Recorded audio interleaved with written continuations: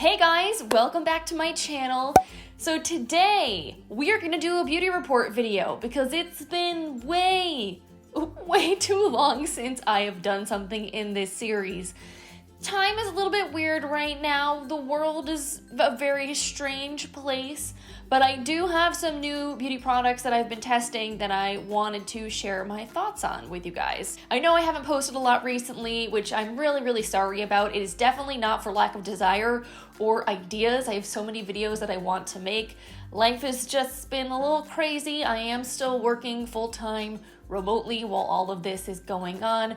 I also am currently sharing my laptop in the evenings with my husband, which I went into in the getting ready with me video I just shared recently. So if you haven't watched that yet, you can check it out. I'll link it up here in the cards for you, as well as put it in the description box. But yeah, aside from my allergies driving me up a wall, I'm doing all right. I hope you guys are doing well too. And I'm just really excited to film and sit down with you guys and chat about beauty stuff. Also, can we please talk about how long my hair is right now? It's getting kind of ridiculous. I really liked it when it was like chin length, but I haven't had a cut in a while and it's growing like a weed. So as soon as it's safe, I need to chop this because it's driving me nuts. Anyway, I've been rambling long enough, so let's get into my thoughts on the beauty goodness. Okay, so I want to start out by giving you guys some updates on the products that I demoed on camera from the first impressions try-on haul that I did. So the first of those is the Cover FX Monochromatic Blush Duo. I got the shade Soft Peach and I picked this up from the Ulta 21 Days of Beauty sale. I did really like this blush in that initial video, and then I did mention it again in the Getting Ready With Me video I just filmed, saying that I've been enjoying it even more, especially when I apply it with this brush right here, which is the Beauty Junkees Pro Duo Fiber Brush. This guy retails for about $12, which honestly is a really reasonable price because this is a very nice quality brush. And it's funny because I don't think I normally think to use a Duo Fiber brush with powders. It's normally something I would use with cream products, but this has been perfect to use with this blush or any other blush that's a little bit more on the pigmented side, just because the nature of Duo Fiber bristles is that they're much less dense, they pick up less product, they diffuse color and make things look very soft and natural. So I found the most success using this product with this type of brush. I think if I go in with a brush that's a little too dense with this, it either goes on too intensely or it can start to look a little patchy. It can sometimes grab a little bit in spots. But with the right brush, I think it gives just the prettiest peachy sort of flush to the cheeks. I think I prefer the matte side over the shimmer. The shimmer is really pretty, but it is definitely very glowy. Like, this is something I wouldn't be able to wear by itself because it's really almost more of like a deep highlight shade. So this is something I like to either mix with the matte or layer a little bit of it on top. Sometimes I'll do that and then just skip the highlight because it gives my skin a little bit of extra glow. But yeah, overall, I'm really pleased with this. I think the way it wears is nice. It doesn't fade particularly fast. I think the actual compact itself is really beautiful. It's very weighty feeling and luxurious looking. I do think the price, however, is a little ridiculous, which is what I said in my initial, first impressions video. I think this retails for what, $38 normally, and at the sale price of 50% off, I think it's totally worth it. But at the full price, I don't know, I think that you can find a beautiful blush for way less than almost $40. So I don't think I would recommend to you guys to go out and buy this at the full price. If you have Ulta points, because you can't get this at Ulta, or you have a coupon or something like that and you're really lusting after one of the shades, it is a good product. I just think that it's a little expensive for what it is. Then next we have the Milani Conceal and Perfect Longwear Concealer. This is one I was really excited to test out because I know a lot of people really love this. I'm pretty sure Kelly Gooch raves about it, maybe also Andrea Matalano. It's definitely something that has been really hyped, so I wanted to test it out for myself. And while I do like this, I don't think I'm quite as in love with it as some of the people that I watch. I don't know, I feel like it definitely does what concealer is supposed to do. It helps to, cover up darkness in my under eye area. I don't have particularly dark under eyes. I have a little bit of darkness there, but I don't have a lot of veining or bluish tones to have to cover up. So this definitely does the job for me. I don't know, I just feel like it looks a little dry on my under eyes, which is weird because I feel like a lot of people talk about this looking hydrating, and I don't set it with powder. I just buff it in or, you know, apply it with a beauty sponge and let it naturally set itself. And I feel like the end result, like I'm wearing it right now, it looks pretty decent. Like it definitely doesn't look super dry and heavy and crepey, but I wouldn't say that my under eye area looks blurred or smoothed or like plumped or anything like that. It looks pretty matte. So yeah, I don't know. I don't think this necessarily makes my eyes look worse, but it didn't do anything magical that made me like, oh my god, this is the most amazing concealer ever. I don't know. Maybe I'm just disenchanted with concealer because I'm almost 33 years old and I have fine lines, and like no concealer is going to look as good on me as it would have 10 years ago. So yeah, that's my thought on this. I think the price is decent. I'm pretty sure it's around $8.99. I'm under $10. It's something that I'm definitely going to continue to use. I'm not gonna declutter it or give it away or anything like that. But if you asked me whether I would want to repurchase this or the Maybelline Fit Me concealer, honestly, I probably would go for the Maybelline Fit Me just because I like that one. It works similarly and it's even cheaper. Next up, we have the Natasha Denona Mini Retro Palette. This little guy has gotten a lot of attention recently. I know it sold out at the very beginning of the Sephora like spring event that they just had a couple of weeks back. I think all of the VIB Rouges bought it up before anybody else could get it. So I'm kind of glad that I decided to buy mine ahead of this sale, even though I didn't get the discount, just because I've been able to enjoy and use this guy over the last several weeks. And now this is the first time I've ever tried Natasha Denona eyeshadows. I have been very curious, but we all know Natasha Denona can get pretty pricey and these little palettes can be a little inconsistent, so I've been leery about picking one of them up. But this one had such good reviews that like I couldn't resist. And honestly, so far I am really enjoying this. I have used all of the shades at this point.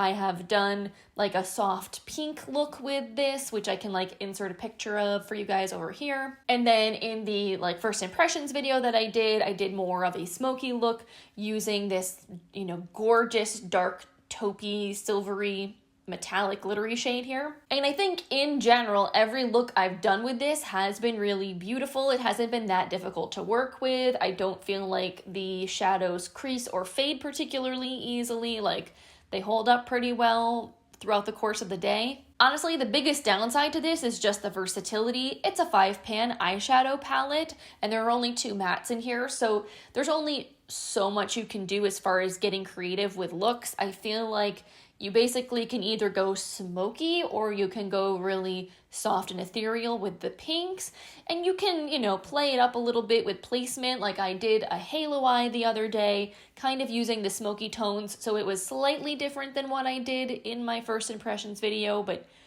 in general, it's kind of a very similar look at the end of the day because the tones are the same. So this is the kind of thing that I feel like, because I'm somebody that gets bored really easily, I couldn't just use this palette alone every single day for weeks on end. Like I would need to switch it up. But when I'm in the mood to wear these tones, I think it's an absolutely beautiful color story. I feel like it is different from a lot of what we've been seeing lately. There have been a lot of warm toned neutral palettes launching for spring and summer, and this one definitely leans more neutral cool. It's just very unique with the combination of these greeny grayish tones and the pinks themselves are a little more muted and less like bubblegum or fuchsia. So yeah, all in all, I'm happy that I picked this up. I think that $25 is kind of expensive for only 5 eyeshadows. I mean, it's what, $5 a shade? So that's kind of a lot when you think about how tiny these little pans are. But if you've been really wanting to try Natasha Denona's eyeshadow formula and don't want to shell out the crazy amounts of money for her larger palettes, this is a nice way to do it. Some of the shades that are in here are in some of her other existing palettes. I think 2 of them are unique to this. I honestly don't remember which ones those are. I think the standout shade of this palette, which I think this one is from another palette, this is the shade Industrial, the sparkly gray tone in here. I think this one might be in the Star palette, but don't quote me on that. This is really, I feel like, the standout shade of this entire palette. Like everything else is beautiful, but this I think is the most unique shade that kind of makes it worth picking up because it's such a gorgeous color.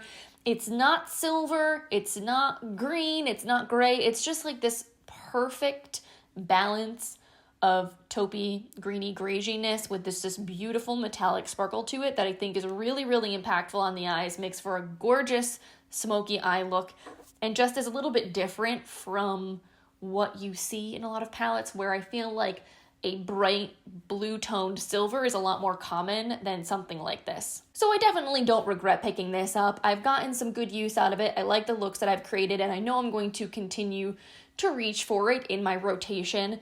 I don't think that I was impressed with the formula in here enough to become like a Natasha Denona stan. Like, I don't feel compelled now to go out and buy one of her bigger palettes. If anything, I think I feel less compelled than before I tried this. It's not that this is bad. It's definitely a nice formula, but I feel like there are so many good eyeshadow formulas that are much less expensive out there, like Nabla, ColourPop, Juvia's Place even, which is what I'm wearing on my eyes right now, that I just don't really think that the price point is entirely warranted. I think really it's more that Natasha Denona is a makeup artist. It's more the branding, I think, that you're paying for. It's not that they're bad, I just think that it's priced a little bit higher than it should be. And then the last thing I want to update you guys on from the try-on haul are these Zoeva brushes. You guys, I really do like these. I think I mentioned this in one of my recent videos, maybe the new and beauty video that I recently filmed, but I went ahead and placed another order at Zoeva. I'm still waiting for it. It said it cleared customs, but it hasn't moved from New York in like a week, so I don't know what the heck is going on there. I'm sure with everything going on right now in the world, shipping of everything is just taking a lot longer, so I'm hoping that I will get my order eventually. But I basically decided to pick up the new Authentic Skin finishing powder because I wanted to test that out, and then I also got a few more brushes because I enjoyed these guys so much. Now, this particular set is called the IC brush set. I know you can get this on the Zoeva website, but it is not available at Ulta. But if you are open to purchasing a natural bristle-haired makeup brush, I will say the way they blend and pick up product is a little bit different than synthetic. There are some really, really good synthetic that are very similar to natural hair, but now having used them both and like comparing them both side by side, there is just something a little bit special about these natural hair brushes that's just like, I don't know, they make things just a little bit easier to blend. They pick up product just a little bit better. They definitely are, if you will, like worth the praise that makeup artists and whatnot will sometimes give to these types of brushes. Now, in this set in particular, I think my favorite brush is the Luxe Crease. So I actually picked up another one of these from their Rose Gold collection, so I'm really excited to have that. This is a beautiful crease brush. I think what I like most about it is the way that the bristles are cut. They come to like a tapered point, so it's not just a flat sort of surface on top or like a domed surface, but it's more of a tapered surface with the point. So when you're blending, you can have a lot more precision, especially as you're getting closer to the inner corner of your eye and you're working in the crease and you want to kind of taper the color so that it gets a little bit more slim and narrow as it gets towards the corner of your eye.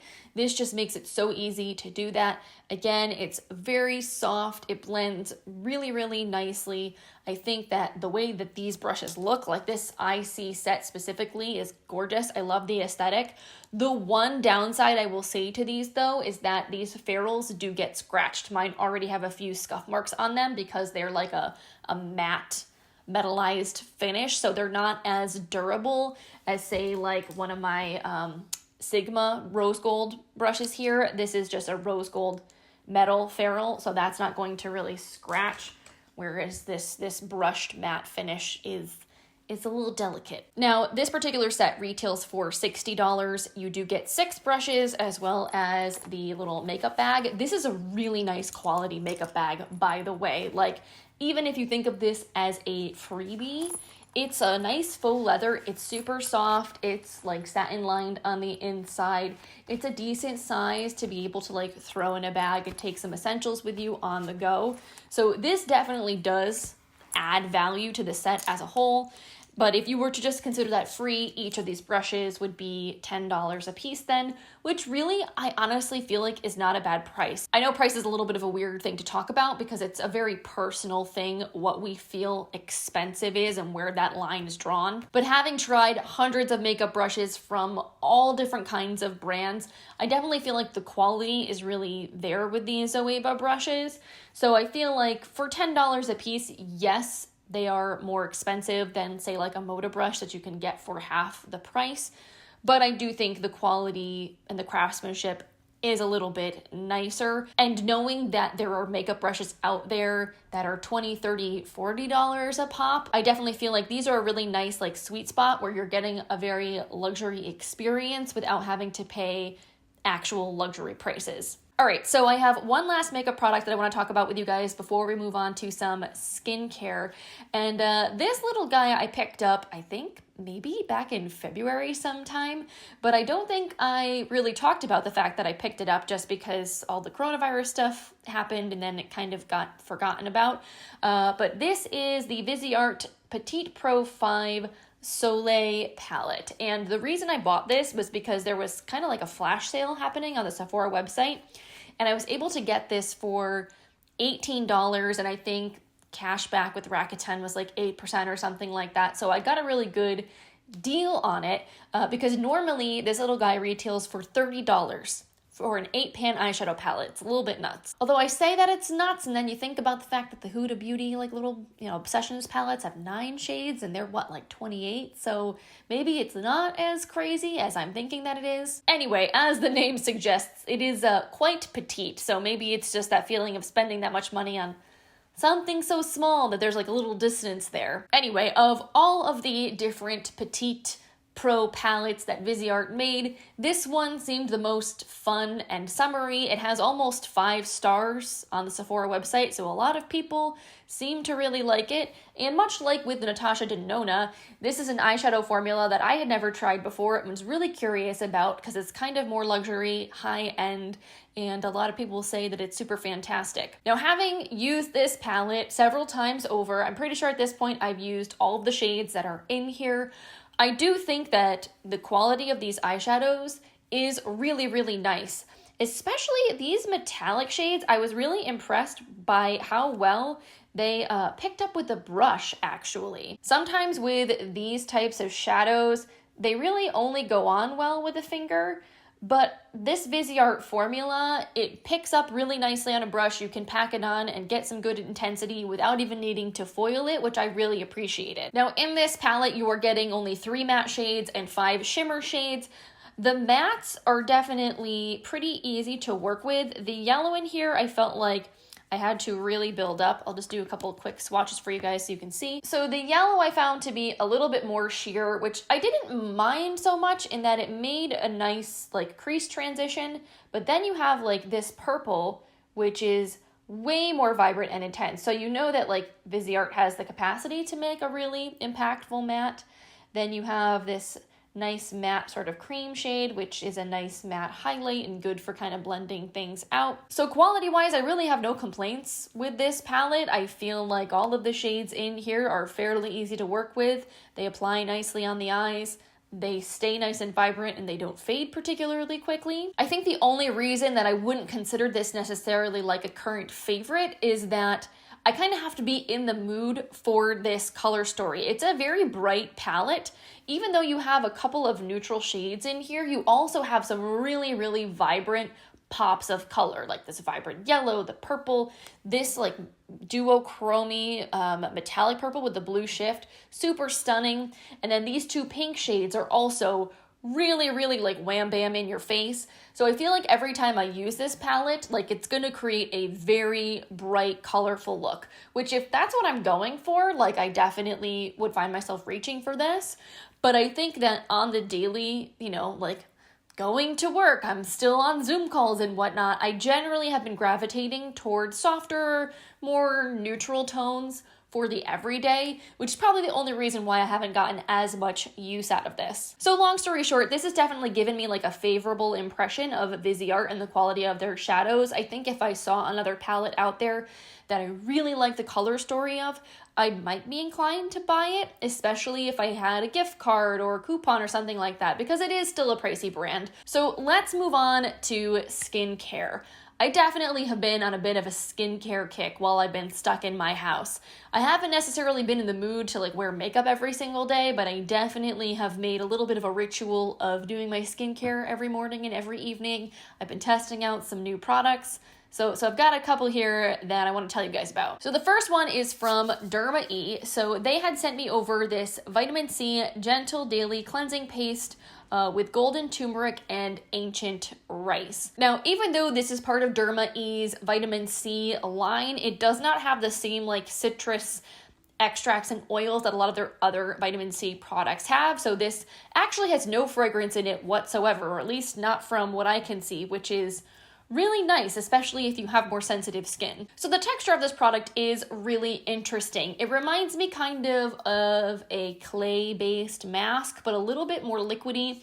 It's like opaque, it's creamy, but it definitely has clay like mixed into the formula, and you can tell just with the consistency of it.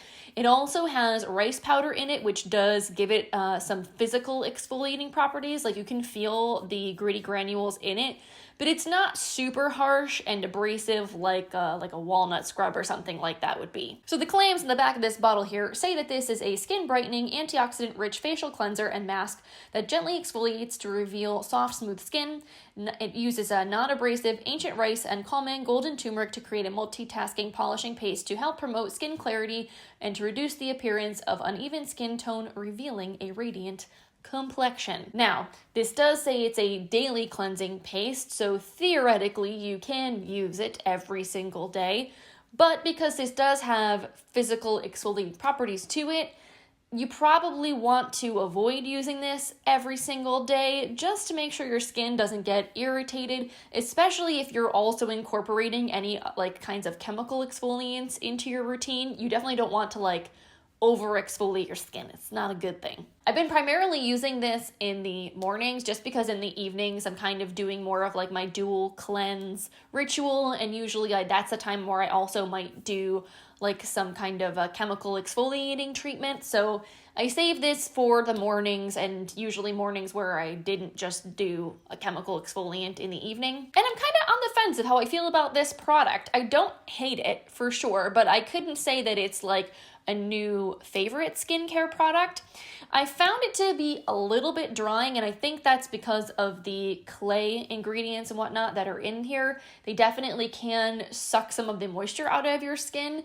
I think they also can help to remove some of the impurities. I think you just need to make sure you follow up with this with like a really nice hydrating serum and moisturizer, and not like wait too long after you cleanse your face with this to go ahead and do that. The price on this guy is $13.95, which definitely doesn't break the bank. So again, if you're looking for a gentle physical exfoliant, something that's not crazy expensive, I don't think this is a bad product to check out. Then another exfoliating product that I have been testing out, and this one I think has gotten a little bit more hype, is the Good Molecules Pineapple Exfoliating Powder. So this is a really cool product in that it is a powder in a glass jar, and you just sprinkle some of it out of here into the palm of your hand, and then you add water, you rub your palms together, and then you massage it into your face to gently exfoliate. This one also uses rice powder as the physical exfoliating mechanism, so it is very gentle, and then it also has some different fruit enzymes to provide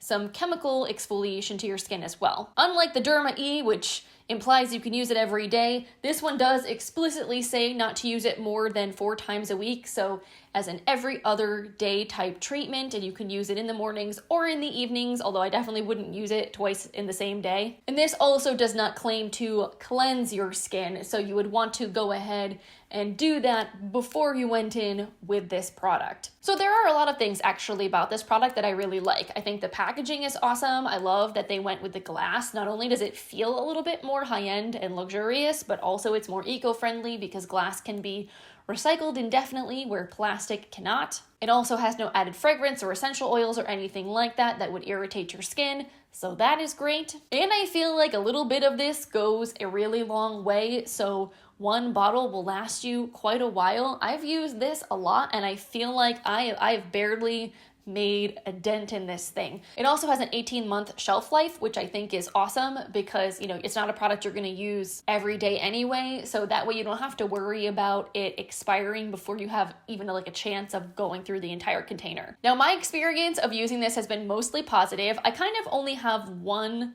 complaint with this compared to some other powdered cleanser type products that I've used in the past. I find that sometimes when I use this, instead of it becoming like a nice creamy foam as I go to rub my hands together, the product almost like balls up into chunks, and then you have these like little chunks of almost like a paste-like consistency that you have to really work out before you go to apply the product to your face. And I think what causes it is like the ratio of water to powder and how you're like applying the powder to your hand and just like the way that you're mixing it. Essentially, if the powder is in like a little pile in your palm and you just drop the water, like a few drops into it, it kind of just congeals into a paste. So you have to be careful. Like, you don't want to add too much water because then it becomes liquidy and just goes everywhere. But if you don't add enough water, then it doesn't like foam up and spread out enough. There's like a little bit of a learning curve, I would say, the first couple of times that you use it to like get it to be the consistency that you want. But once you do, I feel like it is nice to apply to the skin. It gives a nice gentle exfoliation. I generally enjoy the experience of using it. I wouldn't say that it gives me as strong and as powerful of results as using like a really good chemical exfoliation, like a peel or something that's like a lot more intense. But sometimes you're just in the mood for a good scrub and you just want that manual exfoliation. And I feel like this kind of like scratches that itch without being too harsh and abrasive for your skin. And the price on this guy is not bad either. This product retails for $16, which I think is really fair. Good Molecules overall formulates their products with really good ingredients and yet manage to keep their price points very, very reasonable. They're not marking things up to like that ultra luxury bougie price point, even though I feel like the quality of their products is probably as good as things that cost 3 times as much. So overall, I've been really enjoying this product. I don't necessarily think I would call it like a new holy grail favorite, but I do think it's good. If you were considering picking it up and you were on the fence or it's in your beauty list cart and you wanted to try it, I don't think you're going to be super disappointed by it. Okay, and then finally I want to wrap things up with one last product that has also been pretty hyped lately, and that is the Olay Henriksen Banana Bright Vitamin C Serum. So this is one of the newest additions to the Banana Bright line, which is very popular from Ole Henriksen. I think it started with the face primer a couple of years ago that everybody was really into. I have not tried that product personally. The only other thing I've tried from the Banana Bright collection is their eye cream, which I had a sample of a while back. And I liked it, but I am definitely not the best opinion on eye cream because I've never been the best about actually like using them. Anyway, so this was sent to me through Influencer to test and review, which is awesome because it retails for $65, which is a lot of money for a skincare product. So essentially, this is supposed to be like a glow boosting serum. It has 15% vitamin C, 5% PHAs, as well as hyaluronic acid. So it's going to plump the skin. It's going to help to reduce the appearance of dark spots and skin discoloration. And the PHAs are going to provide a little bit of gentle exfoliation to help reduce skin texture. So as part of the terms of my receiving this from Influencer to test it out, I had to basically do like before and after photos and use it day and night for at least a week. So I have those pictures over on my Instagram. I will link the post for you guys in the description box if you want to see it. But I did my trial over, I think it was 10 days that I used it. And by the end of those 10 days, honestly, I was pretty ready to be done and move on to something else, just because I think this is a little too glowy and a little too heavy for my skin right now. As the weather has been warming up, I've been getting a lot oilier. I've been getting shinier more easily throughout the day.